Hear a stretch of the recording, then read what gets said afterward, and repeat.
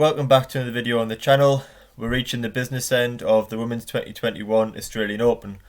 Now, I wanted to preview and predict all of these matches in the last 16, but I haven't been able to watch some of the players, so I don't want to preview and predict some matches that I'm not too clued up on. I can look at stats, but I like to watch all the players and I just haven't been able to. In the UK it's very difficult. I mean, the matches start at midnight. I've been trying to watch then, and then waking up at 6 a.m. to watch the night session, and I've been able to watch 2 or 3 matches a day and I've thoroughly enjoyed the matches I have watched.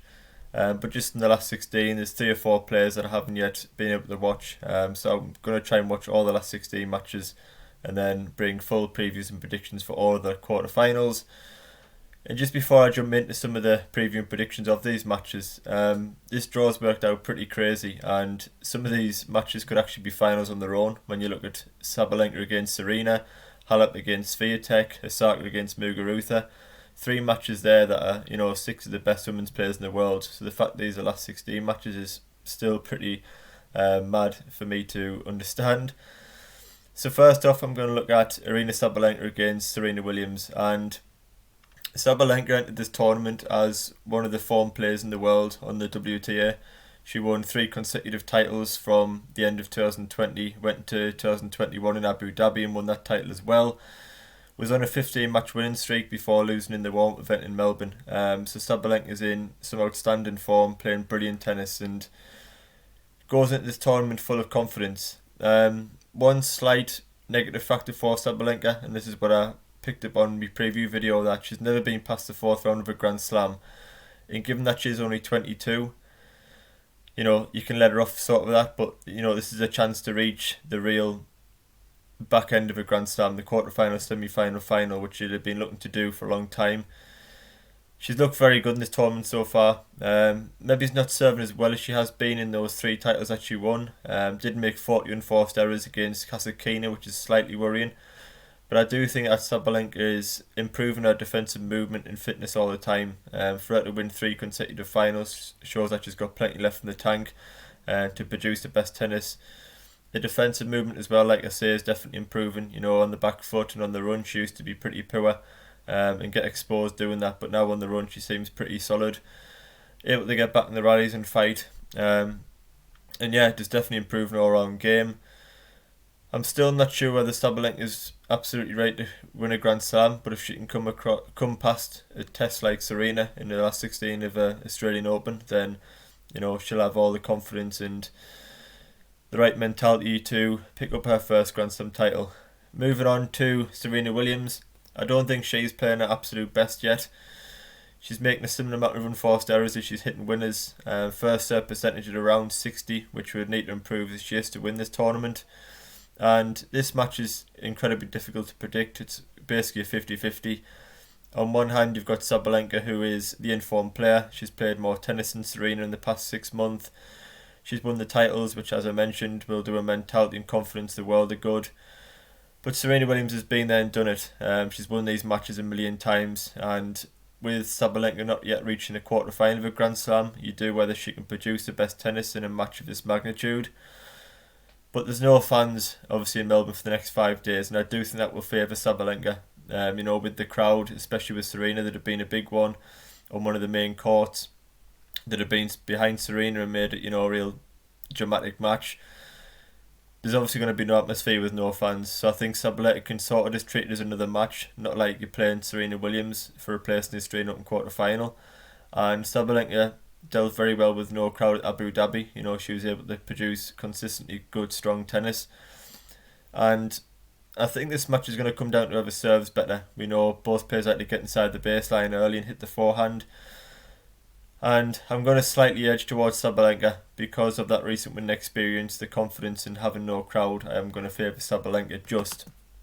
So moving on to Garbina Muguruza against Naomi Osaka. So Garbina Muguruza obviously reached the finalist tournament last year before losing to Sofia Kenin in the final. She didn't start 2021 very well, with a heavy defeat to Maria Sakkari at Abu Dhabi Open, but I did have a feeling that she would bounce back to somewhere near her best at the Australian Open. That's what she did last year, and she's doing that again. You criticised her performance against Sakkari at Abu Dhabi, just because I expect better of Muguruza. I've watched Muguruza for a lot of years now, and I know the tennis shot she's capable of, and she doesn't always produce it. And I don't know whether she's got that rock solid mentality Muguruza that she used to have. She doesn't look to have the same confidence. Well, she certainly didn't Abu Dhabi, but I've been impressed with her so far. Against Sakari at Abu Dhabi, she just didn't attack the net enough or create those brilliant angles that she can do in the forehand. She was very passive in that match and just allowed Sakari to dominate her from the baseline. At this event, though, I must say she's had success at the net. She served at 60% or higher in all three of her first three matches. She's yet to drop a set. And I think the key for Muguruza against Osaka is she has to attack the net and try to keep the point short. And that'll come with good serving and good returning. You know, if she can get the serve out wide into play, get a forehand from the middle of the court to push Osaka wide and deep and attack the net, keep the point short, I think that's the key to her winning. If she gets into a baseline battle with Osaka like she did with Sakari in Abu Dhabi, then there'll only be one winner. I think Osaka can blow anybody off the court from the baseline, and you have to have variations and keep the point short if you are going to beat her. But if anyone's capable at tennis, I think it is Muguruza. But I think the key for Muguruza is having that confidence to do that. Osaka has cruised through her opening two rounds, just now classing her opponents as you'd expect. The round 3 match against Jabeur, I expected a high quality match, but it was anything but, to be honest. Jabeur didn't really turn up, which was disappointing. As a fan of hers, she gifted the match to Osaka, and even Osaka, didn't play her best. Only made 43% of first serves, made 28 unforced errors, so we'll definitely need to clean up her game, but I do suspect she will. Osaka's the type of player that the better the opposition, the better Naomi Osaka that we see. So far in this event, I actually think Muguruza has probably played better tennis than Osaka. And if she uses her variations and attacks the net, like I mentioned, she may be able to really challenge Osaka, and certainly if she takes the opening set, then it could get very interesting. As I mentioned again, I expect Osaka to play much better than she did against Jabeur, and if she performs near her best, I do think she'll win. The key to Osaka is her serve and return. She needs to keep Muguruza deep, wide and on the run. But if she doesn't serve and return well and allows Muguruza into the net and to push Osaka back, as I say, it could be very interesting.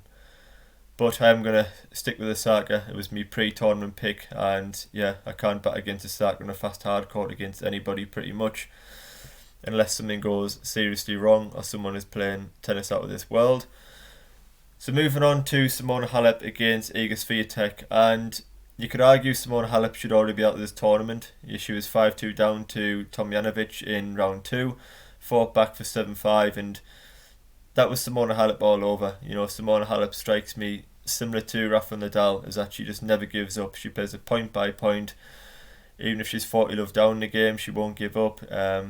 The battling qualities, mentality, defence, counter punching, Halep rolls it all into one when she needs it most and produces the best tennis. And it was a much more like Simona Halep performance against Kudermetova in the previous round. I thought that was a difficult match for Halep. On a fast hard court, we've seen Kudermetova play very good tennis this year, reach the final of Abu Dhabi.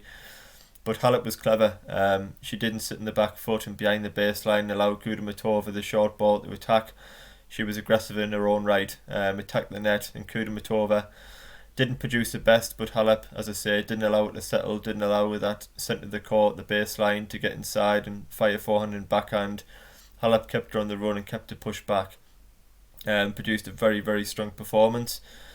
And like I say, with Halep, she has that rock solid mentality, experience, battling qualities, and she can always rely on that. And if any player that she's facing isn't on the right mentality or fully confident of serving a match out, Halep will always expose that and fight back. Iga Swiatek, I've watched a few of her, 2 or 3 of her matches so far, and I think she's actually been the best player in the tournament. Serving very consistently, hitting lots of winners, winning a majority of the net points, and she must come to this tournament in huge form. Last year's French Open, Swiatek beat Halep 6-1, 6-2, and I don't expect a repeat of that result. I expect a very high quality match in this one. I think in a few of the women's matches so far, we've seen people struggle with fitness or just not get into the right mentality, not be able to perform the best. But I expect these two to bring their A games. Swiatek has never been put off by the occasion. She looked rock solid in that French Open final, and when beating Simona Halep, she's looked brilliant so far this week. As I say, won the French Open as a teenager, so she must have, rock solid confidence and mentality up there, which is required to win any Grand Slam. Halep thrives in these sort of matches. As I mentioned, she should already be out this tournament, so she's under no pressure now, really. And I am going to go for Simona Halep. I was very impressed with her aggression in net play against Kudermetova. And if sets go deep or we get a decider, I'd still tip Halep to have the edge because of that mentality, defence and counter-punching. But I probably think this is tied the round. I think both these players will bring their A game. It's a fantastic clash of styles, and it'll be whoever plays the best tennis in the biggest moments. And there's very few better at doing that than Simona Halep. And finally, I'm going to look at Shelby Rogers against Ashley Barty. I've watched a lot of Shelby Rogers in recent weeks, and I thought she was excellent in round 1 against Fran Jones of Great Britain, serving 10 aces and hitting 19 winners. She's yet to drop a set this week, and I didn't catch a match against Kontaveit, but I read it was scrappy from both players. Rogers won it, which is all that matters. Sometimes these matches can turn scrappy and they can both bring each other's level down, but Shelby Rogers progressed through to round 4, which is all that matters. Ashley Barty is one of the favourites for this tournament. She won't have the backing of the Melbourne crowd, which is a shame for her. And I haven't actually been that impressed with Ashley Barty so far. I do suspect that she'll improve against better opposition.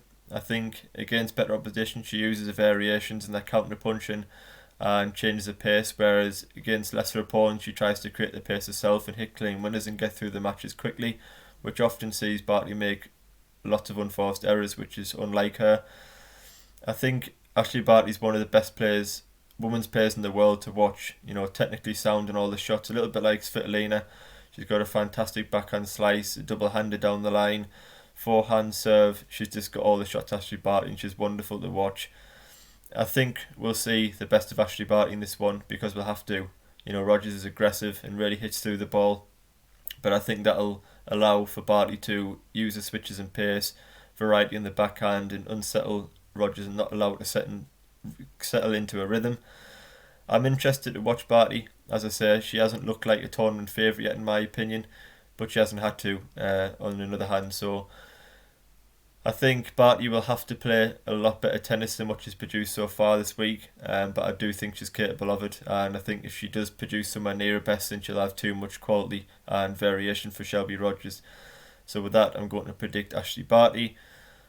So yeah, I'm just going to predict. That was the 4 preview predictions of that round. From the last 8 onwards, I will be previewing and predicting all the matches. As I said, just haven't had enough time to watch every player, so I didn't want to start trying to preview and predict every match from the last 16. I will also be bringing out a preview and prediction video for some of the last 16 men's matches as well, so if you do want to check that out, it will be on the channel later on today. Please like the video if you have enjoyed it, and subscribe as well, it is much appreciated. So thanks for watching, and I will see you on the next video.